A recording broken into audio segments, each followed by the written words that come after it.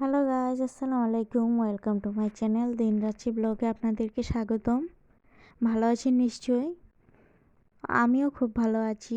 তো এখানে পুকুর পাড়ে মেশিন বসানো হয়েছে, এই সবগুলো পানি পরিষ্কার করা হবে, তারপর নতুন করে আবার মাছ ফেলা হবে।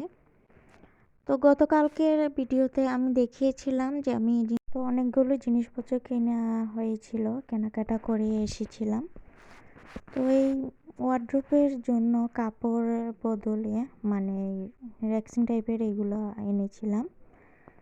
তো আগেই বলেছিলাম আগের ব্লগগুলোতে যে আপাতত কাপড় ওড়না বিছিয়ে নিয়েছি, তো বের হওয়া হচ্ছিল না, সেই জন্য আনা হচ্ছিল না। তো চিন্তা করলাম আজ গিয়ে সবগুলো কাজ শেষ করে ফেলি, তারপর কিনে নিয়ে এনেছি। তো এই সুন্দর ক্লথটা আমি এনেছি আমার ওয়ার্ড্রোপের উপরে দেওয়ার জন্য। তো বিছানোর পর দেখা যাচ্ছে আরও বেশি সুন্দর লাগছে। আর আপনাদের কাছে কেমন লাগছে একটু কমেন্ট করে জানাবেন প্লিজ। তো ফাইনালি এখন আমার ওয়ার্ড্রোপের উপর একটা সুন্দর করে বিছিয়ে নিলাম। এখন অল্প অল্প জিনিস দিয়ে গুছিয়ে নেব। আর যত সিম্পল ওয়ার্ড্রোপের উপর রাখা যায় তত বেশি ভালো আর সুন্দর ফুটে।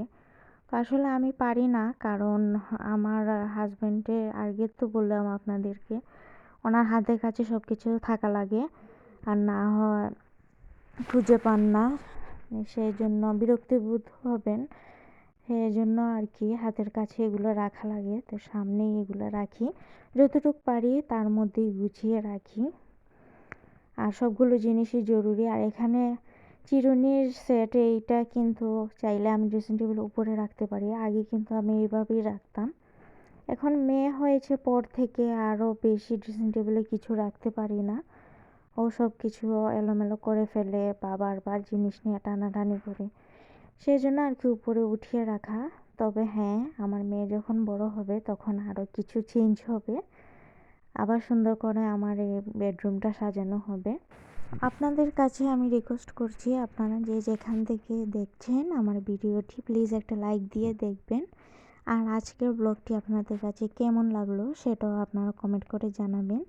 আর অনেক আপুরা আমাকে অনেক বেশি সহযোগিতা করছেন কমেন্ট দিয়ে, সেই জন্য আপনাদের কাছে অনেক বেশি কৃতজ্ঞ। এভাবে আমার পাশে থাকবেন প্লিজ, তাহলে হয়তো বা আমিও এই প্ল্যাটফর্মে টিকে থাকতে পারবো। আমার কাজ বা আমার ঘরের গুছানো এগুলো আপনাদের কাছে কেমন লাগে চাইলে কিন্তু আপনারা ভালো একটা সাজেশনও দিতে পারেন, আমার ভুল হলে সেটাও ধরিয়ে দিতে পারেন, তাতে কিন্তু আমি অনেক বেশি খুশি হব। তো এই যে ফাইনালি আমার এই ওয়ার্ড্রোবের উপরটা আমি গুছিয়ে নিয়েছি। তো আপনাদের কাছে কেমন লাগলো একটা কমেন্ট করে জানাবেন প্লিজ। আসলে মন চায় অনেক কিছুই আনতে, অনেক কিছু দিয়েই সাজাতে। ওই যে বললাম না, মেয়েটার জন্য অনেক কিছুই পারি না, তো ও তো ছোটো এখনও, তো এত বেশি কিছু ওকে বলা যায় না, সেজন্য এখন পর্যন্ত একটু ধৈর্য ধরি।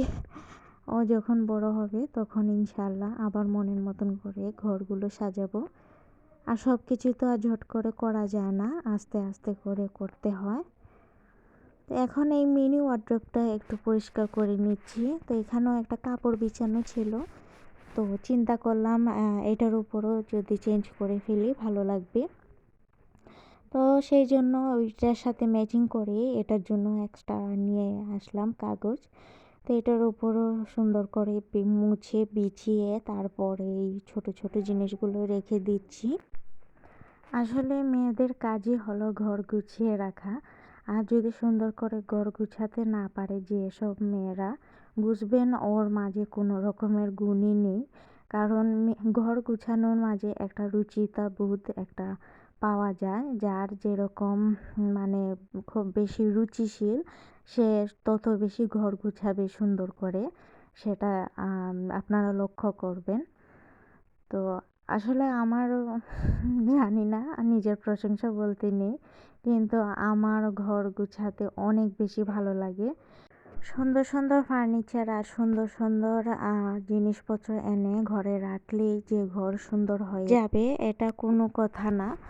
আসলে হলো যদি পরিষ্কার করে আপনি সুন্দরভাবে একটা জিনিস পরিপাটি করে রাখেন, সেটাই কিন্তু আসল সৌন্দর্য আর সেটাই কিন্তু আসল ঘর গুছানো। অনেক মানুষই দেখবেন সুন্দর করে ফার্নিচার আনে ঠিকই, সুন্দর ফার্নিচার রাখে ঠিকই, কিন্তু ধুলোর স্তূপ পড়ে থাকে। তাহলে এই ফার্নিচারের কোনো গুণ নেই বলতে পারবো আমি।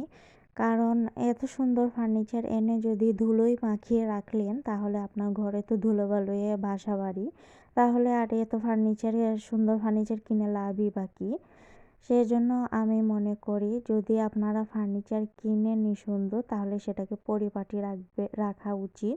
আর নয়তোবা এই ফার্নিচারের রূপই কিন্তু বের হবে না। যাই হোক, এই ছোট একটা সাইড টেবিলের জন্য আমি পাইনি ছোট ছোট রুমালগুলা। সেই জন্য একটা মাঝারি সাইজের একটা রুমাল এনেছি।